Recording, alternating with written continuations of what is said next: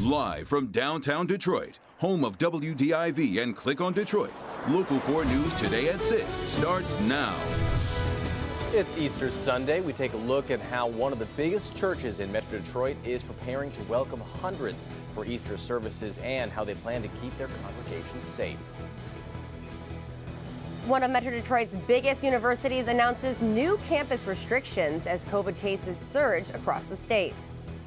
And taking a look outside, bit of a chilly start here as you look out across the river out of Windsor, Canada. Good morning to our friends across the river there, but we do have a big warm-up on the way for our Easter Sunday.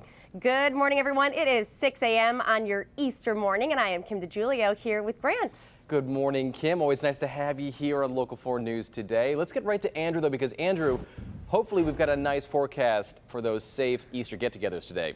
Well, Kim and Grant, happy Easter to both of you. Happy Easter, everybody. Yes, we've got a beautiful day lined up for you for the holiday. Sunrise is at 7:10 for sunrise services. And as you're up and at 'em this morning, weather is going to help you out today. Well, it is chilly out there, not as cold as it was yesterday morning or the morning before that. We have temperatures mostly in the 30s. We're looking at 37 degrees in the next couple of hours. But then look how temperatures rise nicely into the mild and warm 60s. In fact, 62 degrees with plenty of sunshine at noontime. And this afternoon, absolutely beautiful and even warmer. Highs in the upper 60s to near 70. Once again, sunrise this morning is at 7:10, just over an hour away. Looking beautiful, though, despite there's but sunrise is not taking place right now. And we're looking at 40 degrees over at the airport. Again, temperature will go down a couple more notches, but fortunately, it is chilly to cool across all of southeast Michigan. We're looking at 35 for our friends over in Howell and 43 in Mount Clemens. Where do temperatures go from here? No rain for today, but any rain later this week? I've got the answer coming up in your 7-day forecast in minutes. All right, thanks, Andrew. See you soon. The state is reporting a big jump in coronavirus cases, the most we've seen in 4 months. In the past 24 hours, Michigan added 8,413 more cases. That's 3,000 more than Friday, and it's the highest number since December 4th. The state also reports 57 additional deaths, 51 from a review of records. Our weekly number of new cases was 24% higher than the previous week. And on this Easter Sunday morning, we're getting a live look at the Vatican as Pope Francis delivers his Easter Mass. Here at home, health experts are warning about the big gatherings today, and our Larry Sproul took us inside Greater Grace Temple as it prepares for big crowds. Easter Sunday will be different for a lot of churches, especially here at Greater Grace Temple. I spoke with Bishop Ellis. He tells me that things will be different here today. People will have to wear a mask and they will have to use hand sanitizer in order to get into the sanctuary. But the biggest change is that this church can seat about 4,000 people, and today's number will be nowhere near that.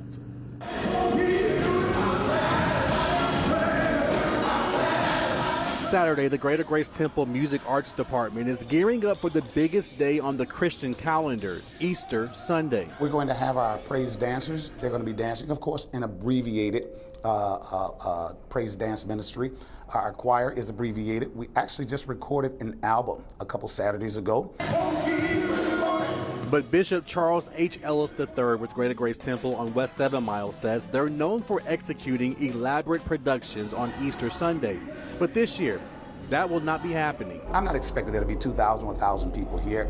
You know, if we have 400, 500 people, you know, we'll have plenty of room. Bishop Ellis tells me there will be many changes for those attending service for Resurrection Sunday.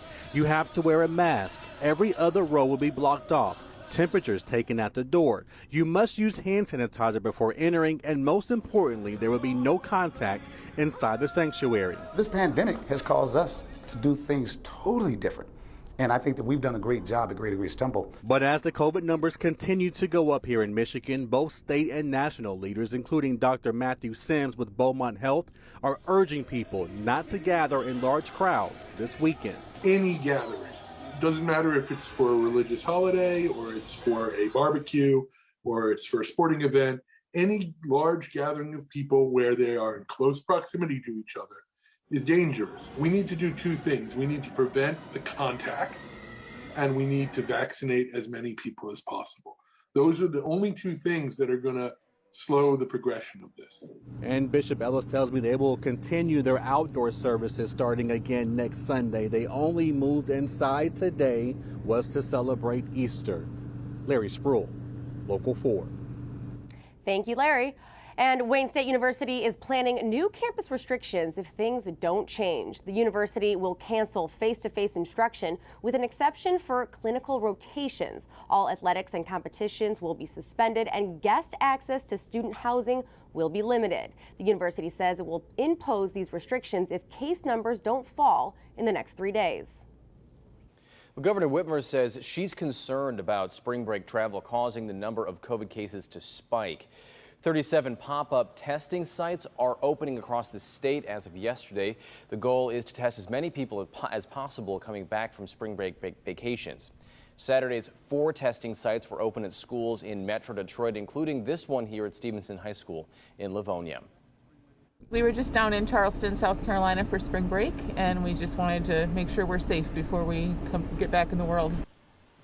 And today, more pop-up sites are opening at Northville High School, Plymouth High School, and Port Huron High School. The state will hold these clinics until April 15th. You can find all the details on clickondetroit.com.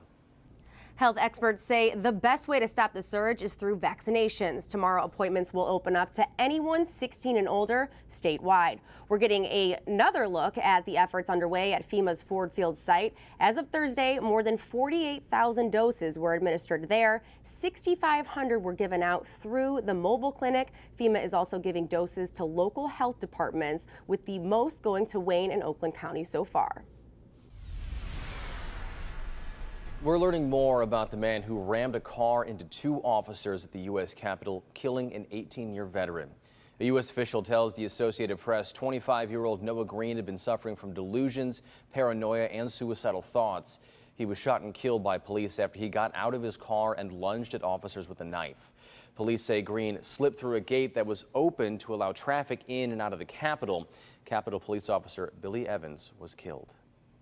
Here at home, officers arrest a woman who crashed into a Southfield police car while driving under the influence. It happened Saturday night while police were making a traffic stop on the Lodge Freeway right near Telegraph. Police say when they pulled up behind the driver, the vehicle was struck by a woman in a pickup truck. The car moved 200 feet before hitting a fence on the right side of the road. Thankfully, no one was hurt.